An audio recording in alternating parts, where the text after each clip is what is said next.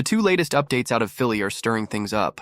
One involves a dominant offensive star, and the other, a lesser-known name quietly turning heads at training camp.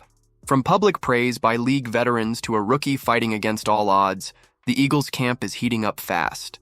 There's hype, surprise, and even an unexpected roster battle taking shape. If you're an Eagles fan who doesn't want to miss a thing, make sure to subscribe to the channel. Now let's get into it. A.J. Brown just found out where he landed on Jeremy Fowler's latest top 10 receiver rankings, and Eagles fans can breathe easy. He's still among the NFL elite, checking in at number 5.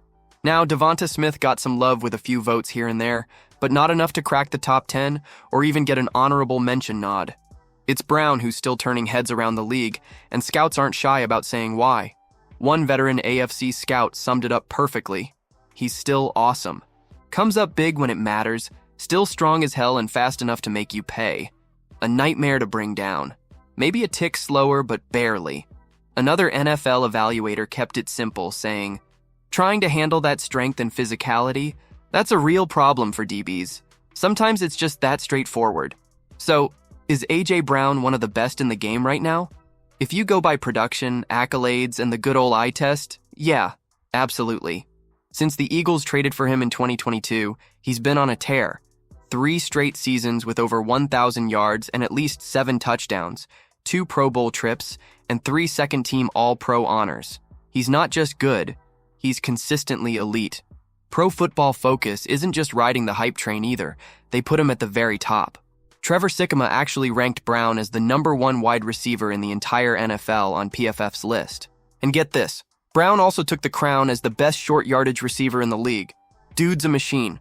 Now, if you glance at his 2024 numbers, 67 catches, 1,079 yards, and 7 touchdowns, you might think he slowed down. But here's the thing. He missed 4 games, 3 with injuries, and he was still on pace for another 400-yard season. That's insane.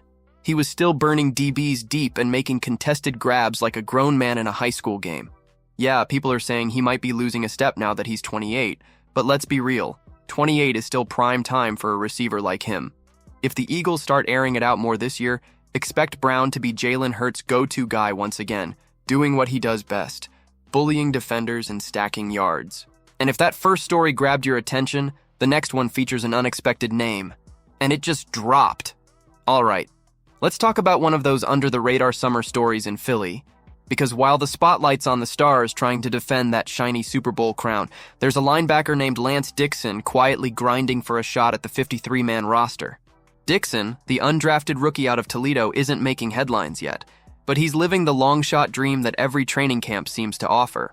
The guy's walking into one of the most stacked linebacker rooms in the league, and the odds, yeah, they're not exactly in his favor.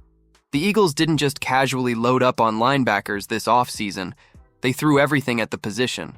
Jihad Campbell was the flashy first-round pick. Smail Mondon Jr. came in the 5th, and Antoine Powell Ryland Jr. followed in the 6th. That's 3 draft picks before you even get to the undrafted guys, and it doesn't stop there. Philly added even more heat in free agency with Azeez Ojulari, Joshua Uche, and Patrick Johnson joining the fray. So yeah, if Dixon's gonna make some noise, he'll have to break through a linebacker logjam that's thicker than the cheesesteak line at Pat's on game day. But don't count him out just yet. Dixon's not some wide-eyed rookie with 0 experience. This dude's been around. He's played at Penn State, West Virginia, and finally Toledo, where he put up his best numbers last year with 46 tackles, 6 tackles for loss, a couple of sacks, 2 forced fumbles, and 4 pass breakups.